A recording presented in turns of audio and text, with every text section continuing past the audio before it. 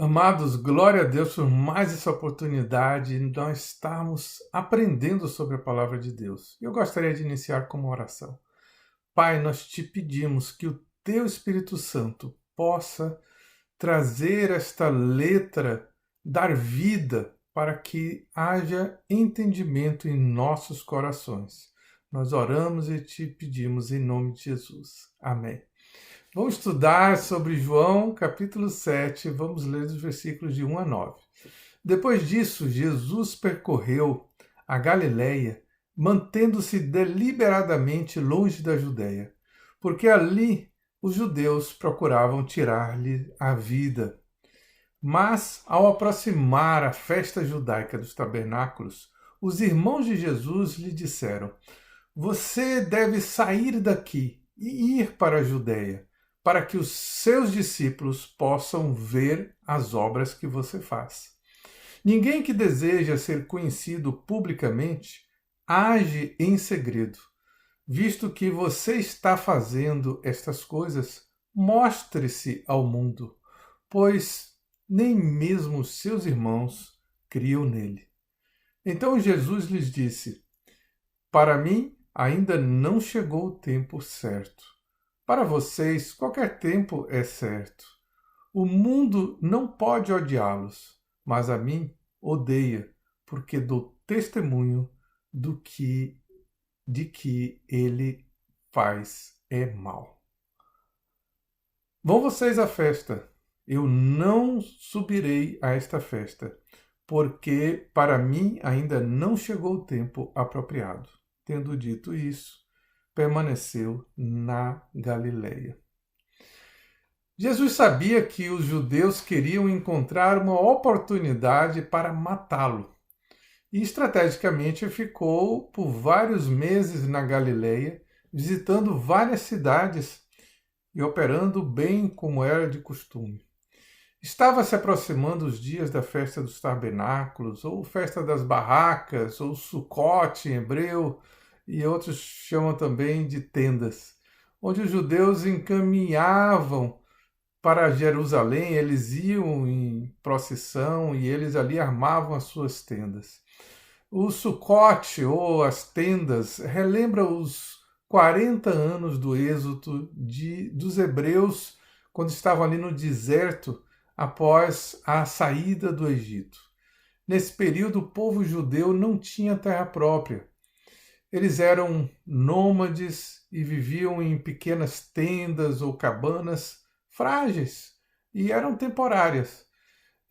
Como uma forma de simbolizar esse período durante a celebração da festa dos tabernáculos, os judeus fazem suas refeições sob folhas e galhos ao ar livre.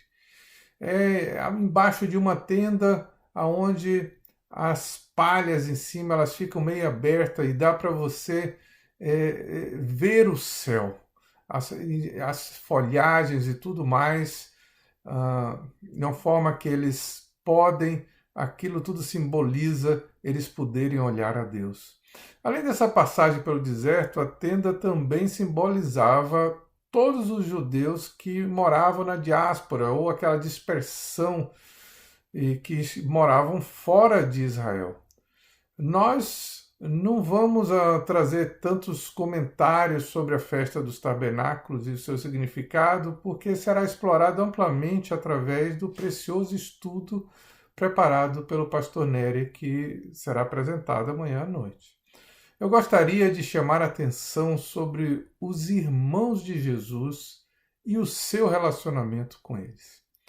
Talvez seja até uma surpresa para algum dos ouvintes saber que Jesus tinha irmãos biológicos, pois a Bíblia nos revela seguramente a existência de pelo menos 4 irmãos e, no mínimo, 2 irmãs, onde pode ser visto no Evangelho de Marcos, capítulo 6, versículo 3. Vou ler para vocês. Não é este o carpinteiro, filho de Maria, irmão de Tiago, de José, de Judas e de Simão? E não estão aqui entre nós suas irmãs? E escandalizavam-se dele. Como vocês podem ver, Os irmãos de Jesus mais conhecidos, que nós já sabemos, são Tiago e Judas, quando a gente vê nessa lista. Pois ambos escreveram cartas que foram posteriormente incluídas na coletânea de livros sagrados do Novo Testamento. E essas cartas são intituladas com seus próprios nomes, a Epístola de Tiago e a Epístola de Judas. Nós vemos nesta passagem de João o diálogo dos filhos de Maria tratando com seu irmão Jesus de forma que alguns consideram até sarcasticamente como eles falam. Nós poderíamos trazer para a linguagem dos nossos tempos hoje. Ô mano, já que você está querendo ficar famoso, é melhor você ir para a cidade grande, vai lá fazendo seus milagres, pois lá todo mundo vai te ver. E assim rapidamente você vai ser conhecido. Eles queriam fazer a agenda de Jesus, dizendo aonde e quando ele deveria fazer milagres. Eles disseram: mostre-se ao mundo, com a linguagem do tipo: vai promover a sua fama. Isso me faz lembrar da história que li sobre a família de Michael Jackson, onde relatam que queriam usá-lo desde pequeno para terem seu próprio benefício. Sabendo que os irmãos de Jesus eram incrédulos, não se poderia esperar outra coisa. O que mais me intriga é que Tiago e Judas estavam nesse nível de incredulidade. Somente depois da morte de Jesus e dele ter aparecido ressurreto aos seus discípulos, e particularmente a Tiago, onde está relatado em 1 Coríntios 15, 7, nós vemos também em Atos 1,14 que os irmãos de Jesus ficaram juntos com os apóstolos em oração, esperando a descida do Espírito Santo. Vale lembrar que Tiago, irmão de Jesus, não é o mesmo Tiago, filho de Alfeu, que foi um dos apóstolos. Tiago, meio-irmão de Jesus, foi o notável pastor da igreja de Jerusalém. Tiago identifica-se pelo seu próprio nome, mas apresenta a si mesmo simplesmente como servo de Deus e do Senhor Jesus Cristo, como está em Tiago 1:1. Sua carta, conhecida também como a Carta Severa, lida mais com a ética cristã, lida mais com a ética cristã do que com a teologia cristã. O seu tema é o resultado da fé e a evidência externa da conversão interna. Cada linha escrita por ele demonstra uma grande intimidade dele para com Deus. Nós podemos ver num estudo da vida de Tiago algumas lições muito importantes. A sua conversão resulta do poder esmagador que vem de testemunhar a ressurreição de Jesus. Tiago deixou de ser um cético e passou a ser um líder na igreja, baseado em seu encontro com Cristo, o Cristo ressurreto. O discurso de Tiago no Concílio de Jerusalém, em Atos 15, de 14 a 21, revela sua confiança nas Escrituras, seu desejo de paz dentro da igreja, sua ênfase da graça sobre a lei, seu cuidado pelos crentes gentios, embora ele mesmo ministrasse quase exclusivamente aos cristãos judeus. Também digno de nota é a humildade de Tiago. Ele nunca usa sua posição como parente sanguíneo de Jesus como base para sua autoridade. Em vez disso, Tiago se retrata como um servo de Jesus e nada mais. Em suma, Tiago foi um líder gracioso por meio do qual a igreja foi ricamente abençoada e nós somos abençoados até hoje. Conta a história que Tiago era conhecido como o homem de joelhos de camelo, ou joelhos como rocha, pois era comum encontrá-lo de joelhos no templo, orando pela conversão das almas por mais de 10 horas seguidas.